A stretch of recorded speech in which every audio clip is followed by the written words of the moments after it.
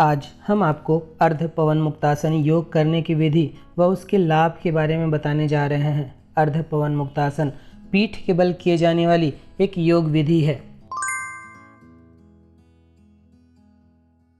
अब आप योगाभ्यास कर ही रहे हैं तो चेहरे पर एक मंद मुस्कुराहट ले आइए और प्रसन्नचित्त अवस्था के साथ इन सब यौगिक क्रियाओं का अभ्यास करिए, जिससे आपको दुगना लाभ मिलेगा। साथ ही इन यौगिक अभ्यास को बहुत बार करने की जरूरत नहीं है।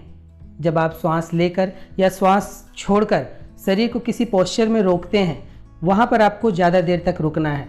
बहुत बार करने से नहीं, वरन आपको उसे कई देर तक होल्ड करने से उसका लाभ मिलेगा। और हाँ, सभी योगाभ्यास किसी योगी गुरु के सानिध्य में ही करें। गलत ढंग से योगा करने से इसके नुकसान भी उठाने पड़ सकते हैं। और साथ ही सभी योगाभ्यास में नियमित रहें। नियमित रहने से ही किसी भी कार्य में सफलता मिलती है और नियमित रहने से ही आप में जादुई परिवर्तन आ सकता है। तो चलिए आज का योगाभ्यास आरंभ करते हैं। इसे करने के लिए सबसे पहले पीठ के बल लेट जाएं। अब श्वास छोड़ते हुए एक पैर को इस तरह उठाएं। श्वास लेते हुए घुटनों को अपनी तरफ खींचें, फिर श्वास छोड़ते हुए नाक घुटनों से टच करें और इस स्थिति में 5 से 6 सेकंड रुकें। फिर श्वास लेते हुए सामान्य स्थिति पर। अब यही क्रिया दूसरे पैर के साथ करें। श्वास छोड़ते हुए घुटनों को उठाना, श्वास लेते हुए घुटनों को अपनी ओर खींचना, फिर श्वास छोड़ते हुए नाक घुटनों से टच करके उस स्थिति पे रुकना। यह एक चक्र हुआ। केवल इस आसन का अभ्यास कर रहे हैं तो 5 चक्र करें। अन्य आसनों के साथ इसे 2 चक्र अर्थात दोनों पैर से 2-2 बार करना पर्याप्त होगा। जिन लोगों को ध्यान लगाना आता है वे मणिपुर चक्र पर अपना ध्यान लगाएंगे, और जिन्हें ध्यान लगाना नहीं आता वे शरीर में जहाँ कहीं तनाव या खिंचाव हो रहा हो अपने ध्यान को वहाँ रखें। अर्ध पवन मुक्तासन कर लेने के बाद कुछ देर का विश्राम अवश्य करें। आपके कुल किए गए समय का 20% समय आराम को अवश्य दें। अर्ध पवन मुक्तासन के बाद आराम की जो स्थिति सबसे अच्छी मानी जाती है वह शवासन की स्थिति है।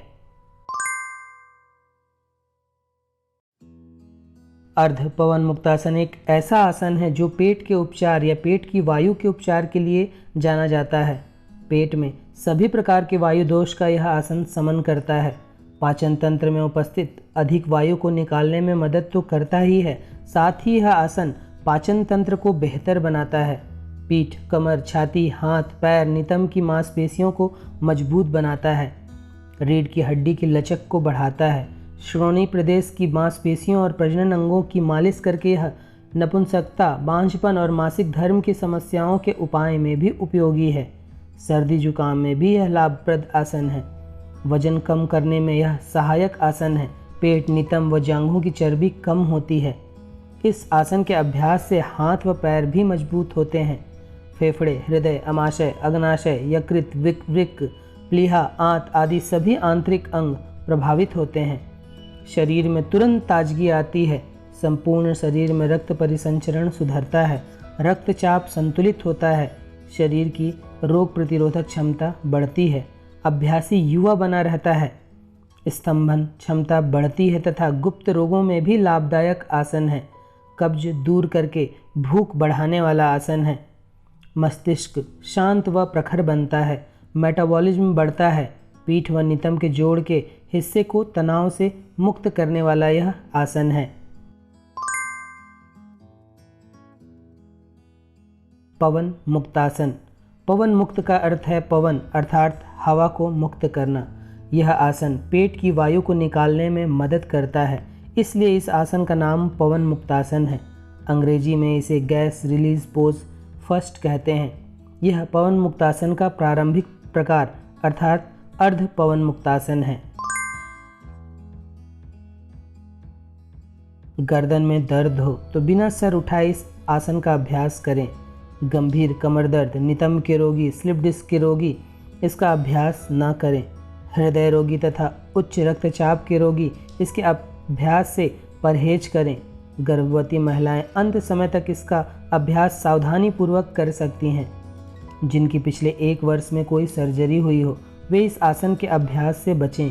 उच्च ज्वर की दशा हो, शरीर दुर्बल या कमज़ोर हो अथवा किसी गंभीर बीमारी से ग्रस्त हो तो इस आसन का अभ्यास न करें। पेट खराब हो या दस्त लगी हो तो भी इस आसन का अभ्यास न करें। हार्निया, हाइपर एसिडिटी के रोगी भी इसका अभ्यास सावधानी पूर्वक करें।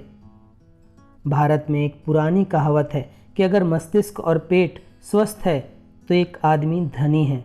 अर्ध पवन मुक्तासन एक ऐसा ही आसन है जो मानसिक शांति तो देता ही देता है, साथ ही पेट के सभी दोषों को दूर करता है। अर्ध पवन मुक्तासन सभी इंद्रियों के दोष को भी समाप्त करता है।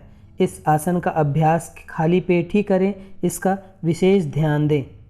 तो यह था अर्ध पवन मुक्तासन या गैस रिलीज पोज फर्स्ट करने की विधि, लाभ व सावधानियाँ।